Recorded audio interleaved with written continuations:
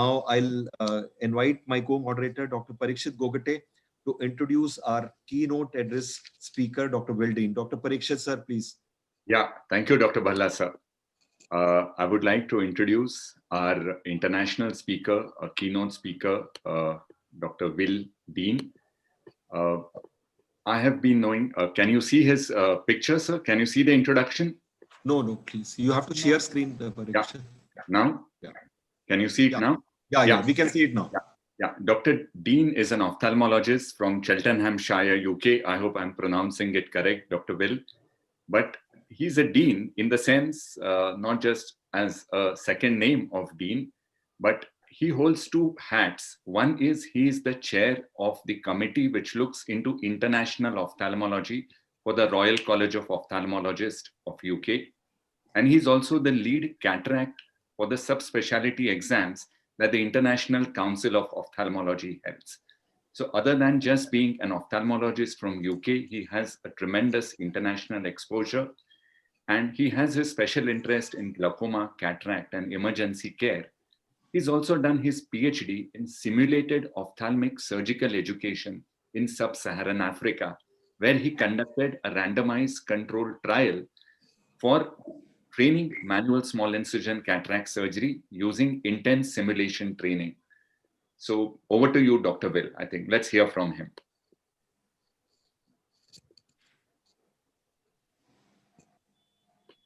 Fantastic. Thank you so much, Dr. Parikshit, for the very kind introduction. And thank you so much for the very kind invitation to join this expert panel for this very exciting and important webinar. I hope, can you see my screen there? Yes, sir, we can, sir. Yes, we can, sir. Fantastic. It's been a privilege joining you at this meeting, and it's been a privilege seeing these amazing surgeries on very, very difficult cases. And I wanted to give a very brief international relevance of SICS outline, and then some recent innovations of training ophthalmologists for SICS cataract surgery. I will.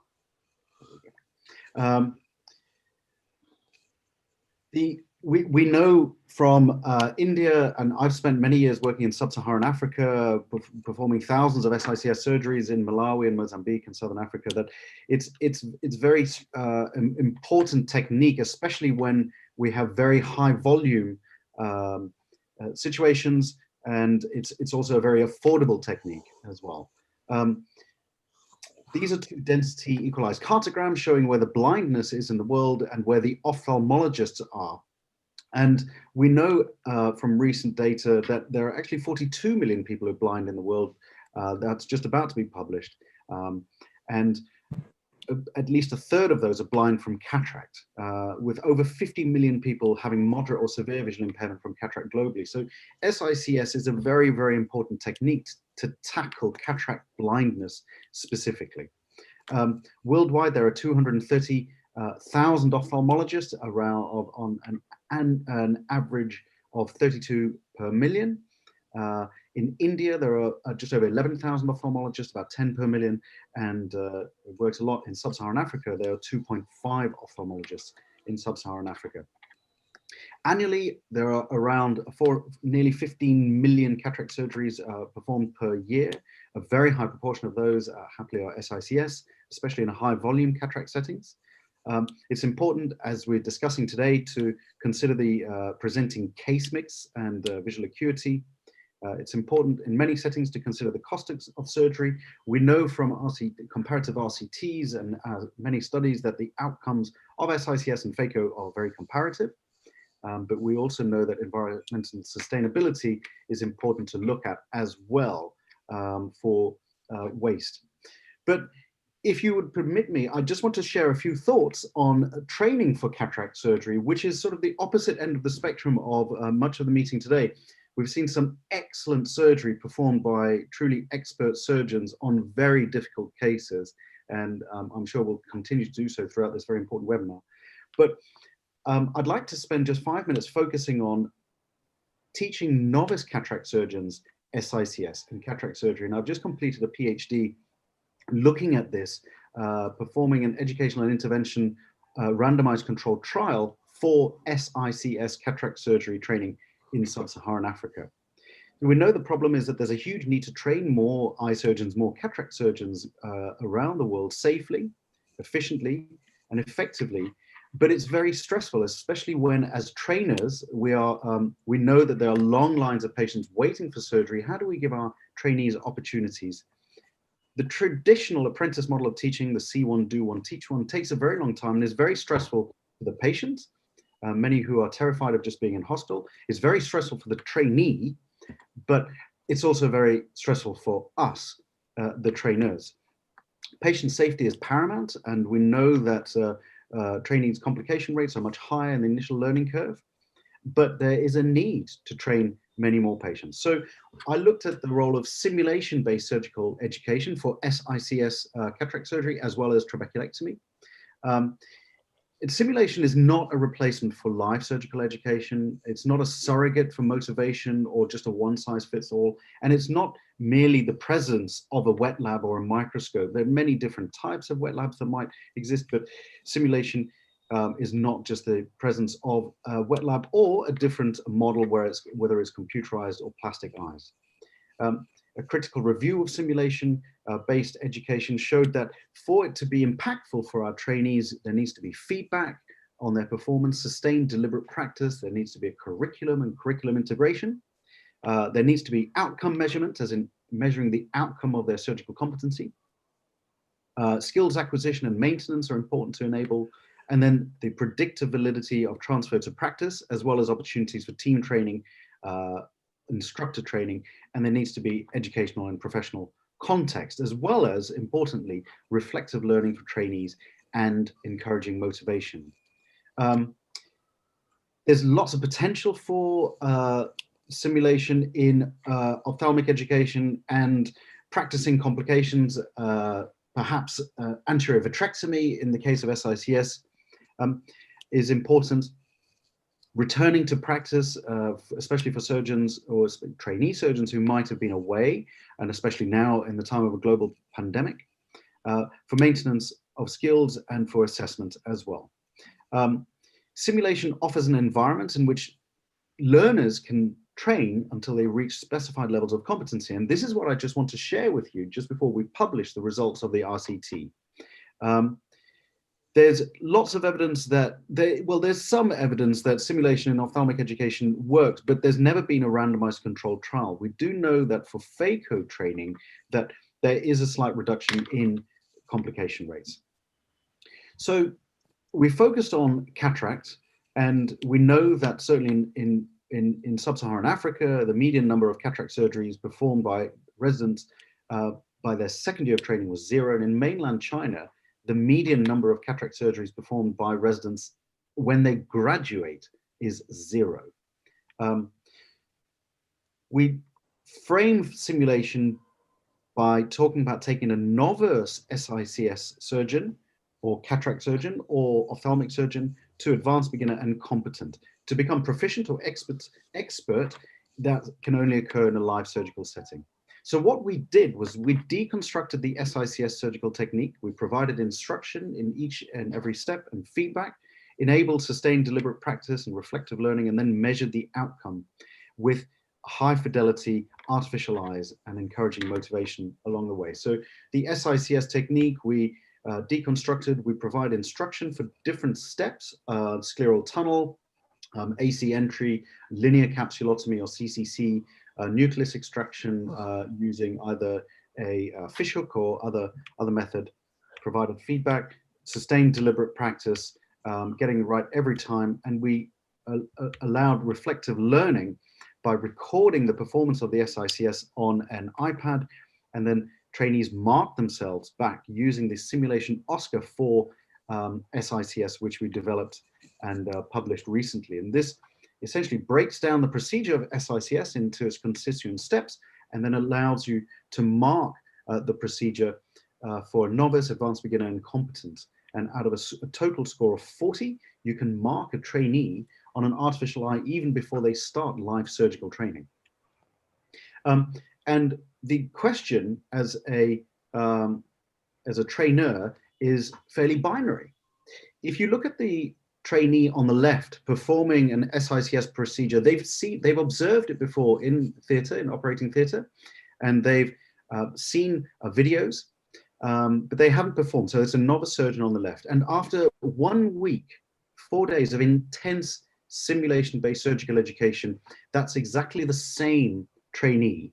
And you can see the enormous difference in the performance. And it's a very binary question. Which trainee would you rather take to theatre for live surgical training next Monday? And the answer is fairly clear. So what we did was we performed the OLIMPICS trial for SICS cataract surgery, and we assessed and enrolled 50 residents, registrars in 5 different countries in sub-Saharan Africa, randomized them to the intervention group who came for a 1-week intense simulation training course in Cape Town, and then the control group, and everyone carried on for 1 year. And we asked them to perform baseline surgical assessments and then assessments at 3 months and at 12 months. After the 12-month assessment, the control group came down to Cape Town for the same intense simulation training course for SICS. So these were the baseline recordings, and these are the results that I wanted to share with you. So what we have here is the objectively assessed surgical competence of SICS, and on the left here, you can see in the blue is a score of 10.8 out of 40, about 25%, 26% for the baseline, very similar for the control groups. And after the simulation training intervention, their scores more than triple. And the control group, their scores increase a little bit. And then after their intervention, the scores catch up enormously. Their confidence, self-reported confidence in SICS surgery, more than doubled and tripled. They performed 2.5 times more SICS surgery in the 1 year of follow-up. And the complication rates in that 1 year follow-up reduced by 72% in the intervention group who'd had the intense simulation training course. It was a huge team effort, and we are hoping to roll out the model and work with stakeholders around the world to further develop this model of training, which can help with the initial technique skills learning. We would hope to use it for practicing rarer complications for SICS surgery, and it would hopefully be very useful for returning residents to work after a period of a global pandemic. And I want to thank you very much for the invitation and for your kind attention this evening. Thank you so much, sir. Thank you, Dr. Dean. That was a fantastic presentation. You added a whole new perspective to the meeting. We have in fact chosen these 7-8 special situation in SICS because in the All India Ophthalmology Society, we have hundreds, literally thousands of very experienced small incision cataract surgeons. But as you said, the outcomes are pretty similar in phaco and SICS. So we had chosen 8 situations where we believed SICS in fact has an edge over phaco, even where people are doing phaco emulsification regularly.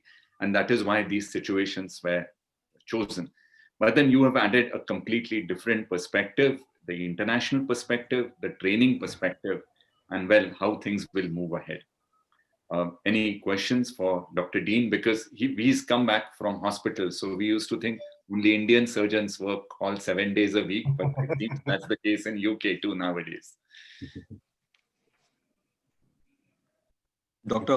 Sir, can you make some comments on wonderful talk by Dr. Will Dean? I think their Olympic trial has really opened up the vista, and it shows that just with intensive training of 3 months, their skill level, confidence level definitely increases by 3 times. That's a wonderful thing, sir. In our ICS conferences, we've had simulator-based training. In the last 5 years, but then yes, RCT is an RCT. I mean, it's the gold standard. May I quickly congratulate Will for being a part of this webinar. Thank you so much, Will, for being here and rushing from your hospital to the webinar. It was a very, very interesting talk that you gave. And you as a trainer, do you find that teaching SICS, and you have taught so many SICS, is comparable to teaching phaco for a novice surgeon? What would be your thoughts on that? I think teaching SICS is different to teaching phaco. I think teaching phaco is so much more instrument dependent. And also, in my experience, has potentially a higher complication rate because it's an enclosed system with higher pressure. So yes, I think it's very different. I prefer teaching SICS. So any RCT trials you have done on teaching phaco vis-a-vis to SICS? We did trabeculectomy and SICS. Okay. So what were the results of the study? So the glaucoma competence more than trebled, and that stayed for an entire year. And they went on to perform 20 times more trabeculectomies in the 1 year after the simulation training. Okay. Wow. That's really good. That's great. So thank you, Dr. Dean. So thank you so much. Can you go on to the next speaker? I think now